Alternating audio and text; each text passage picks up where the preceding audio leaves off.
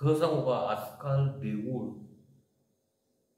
हे एक मनोरंजनाचं ठिकाण झालंय माझ्या भागात. मी तासनतास जाऊन बसतो. मग एखादा येतो तसा पटापटा पटापटा घरात भिरकावे तसे चपला भिरकवतो, त्याचं फोनवर बोलणं चाललेलं असतं, इथं काहीतरी लाड अडकवलेलं असतं, हे करा ते का, अमुक तमुक. जाता आता मग तिथं हे करणार, एक ताटली दे दे, 50ची नोट काढून टाकणार, उरलेले किंवा त्याची किंमत काय हे काही बघणार नाही, ते उचलणार पटापटा पटापटा पटा, अगदी धावत गेल्या का देवासमोर जाणार, त्याचं फोनवर बोलणं चालूच असतं. पटापटापटा ते देवालाच असा घरा घरा घरा नारळ दाखवणार. तू देवाला काय दाखवतोयस ते तर दिसू दे ना. दान दान दान दान 2-3 वेळाला ती घंटा वाजवणार, पटापट पटापट पटापट त्याच्या पायावर डोकं बिकं ठेवणार, उठून असं 40च्या स्पीडनी प्रदक्षिणा घालणार, नमस्कार करणार, पटकन हे करणार, गाडीला बसून भूर. फोन चालूच आहे, फोन चालूच आहे, बोलणं चालूच आहे. पावेल देव, पावेल तुम्हाला तो.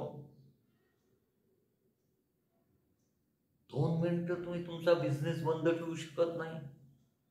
प्रामाणिकपणे तुम्ही त्या जगन्मातेची म्हणा किंवा जगतपित्याची दर्शन घेऊ शकत नाही. 2 मिनिटं तुम्ही त्याच्याकरता वेळ देऊ शकत नाही, त्याने तुमच्याकरता वेळ का द्यावा. काही कॉलेजियन्स असतात, आजकाल तर त्या फाटक्या जीन्स घालून येणाऱ्या मुली भरपूर दिसतात. असं वाटतं बघताना की यांच्या आई वडिलांकडं जीन्सची पॅन्ट घेण्या एवढे पैसे, मग फाटलेल्या ठिकाणी रफू करायला पैसे नाहीयेत. मग ते लिपस्टिक लावून किती आकर्षक, तू पटवायला आली का त्याला, देवाला पटवायला आली आहे का. अगं तो तुझाच नाही, तुझ्या बापाचाही बाप आहे, तो जगन्नियंता आहे.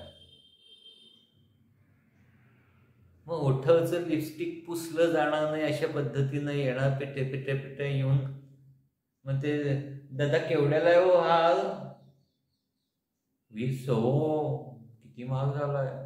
400 रुपयाची लिपस्टिक लावते, देवाकरता 20 रुपयाचा महाग हा तुला महाग वाटतोय.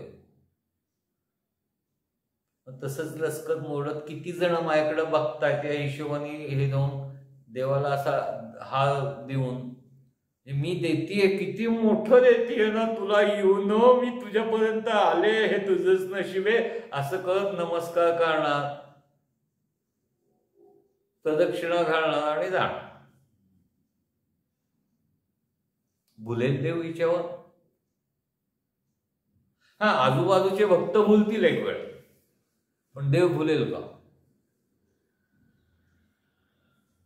तिसरा प्रकार कॉलेजियन, स्मार्ट टापटपी, तसं मस्तपैकी केसांचा कोंबडा बिमडा केलेला, केस वाढवलेले भारदस्त ते असतात, टाईट शर्ट किंवा टी शर्ट म्हणू आपण त्याला, आणि टाईट जीन्स, सगळं हे होणार, माप सगळी लक्षात येतील इथपर्यंतची स्टाईलमध्ये येणार. 2 व्हीलरवरनं गारकन 2 व्हीलर देवळाच्या समोर फॅटकन डाव्या साईडने स्टँड टाकणार, साईड स्टँड उतरणार, मस्त की असं इकडं तिकडं होऊन गॉगल काढणार, गॉगल असा टी शर्टमधनं आत टाकून, ते कित्येकदा ते हारबीर घेतही नाहीत, डायरेक्ट आत जातात, टन टन टन टन टन टन राऊंड चालले.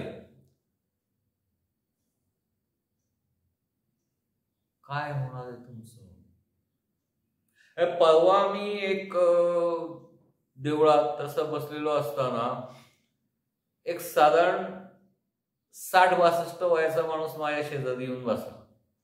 जस्ट असं बोलत असताना, माझा छंद आहे म्हणून मी जात असतो, बोलत असताना त्याने पटकन विचारलं, नाही कसं झालंय ना, मी आत्ता मागच्या वर्षी रिटायरमेंट झाली माझी, म्हणजे वयोपरत्वे निवृत्त झालो, बऱ्यापैकी पेन्शन बसलेली आहे, पण नेमकं असं झालं ना की रिटायरमेंट झाली आणि त्यानंतर मी आणि माझ्या मिसेस एका ट्रिपला गेलेलो असताना हार्ट अटॅकने माझ्या मिसेस एक्सपायर झाले त्याला 5-6 महिने. दिवस कसे काढावेत कळत नाही. नाही, मुलगा आणि सून बघते माझ्याकडं, नाही अशातला भाग नाही, पण मी तेच विचार करतो की मी आता सरळ एखाद्या आश्रमात जाऊन संन्यास घ्यावा का एखाद्या परित्यक्तेला आधार देऊन परत गृहस्थाश्रमात म्हणजे ज्या सेकंदाला तुमच्या मनात संशय आला त्या सेकंदाला तुम्ही संन्यासी म्हणून अपात्र झाला. सर्व संघाचा परित्याग करून त्याच्या चरणी लीन होण्याकरता जायची ज्या वेळेला तुमच्या डोक्यात विचार येईल त्यावेळेला तुम्हाला हा दुसरा ऑप्शन दिसलाच नसता. ज्या अर्थी दिसलाय त्या अर्थी अजून काही तुमची सांसारिक वासना शिल्लक असेल ती पूर्ण करून घ्यायची असेल तर एखाद्या परिस्थितीला आधार देऊन तुम्ही विवाह करू शकता. सांगण्याचा उद्देश एवढाच की आपण देवळात कसे वागतो प्रत्येकाने आपापलं चेक करावं. एक गुरुजी येत ते देवळात नेहमी काही ना काहीतरी यज्ञकांड करत बसलेले असतात. पण यज्ञ करत असताना त्यांच्या समोर जर समजा देवळात गर्दी झाल्यासारखी दिसली तर अरे पटापटा दर्शन घ्या असं म्हणून ते आहुती टाकताना बोलतात. तुम्ही यज्ञ करताय ना, तुमचं लक्ष यज्ञात पाहिजे.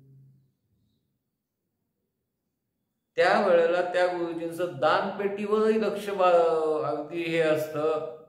म्हणजे एखाद्याने अगदी डॉलर बिलर काढून जर टाकला ना तर रुपयाला आता सध्या काहीच मिळत नाही हाही डायलॉग मारतात ते. पटतंय ना, देवळासारखी मनोरंजनाची जागा नाही.